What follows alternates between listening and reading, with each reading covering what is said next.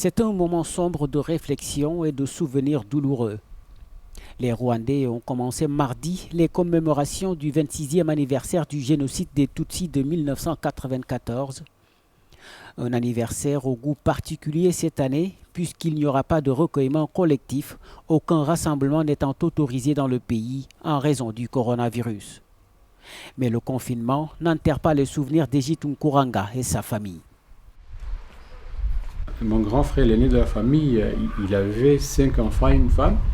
On n'a jamais retrouvé aucune photo d'eux. Donc mes enfants ne pourront jamais reconnaître leur visage.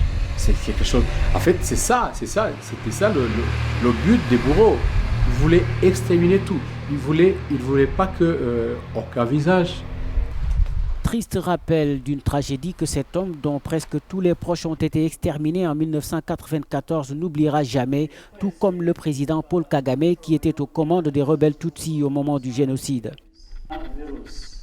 Cette année, c'est à la télévision que le chef de l'État s'est adressé aux Rwandais en confinement jusqu'au 19 avril.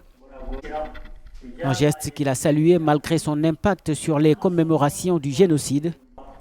Ce que comprend Egit Nkuranga, qui, comme d'autres Rwandais, est contraint de partager ce moment de recueillement à la maison avec ses enfants.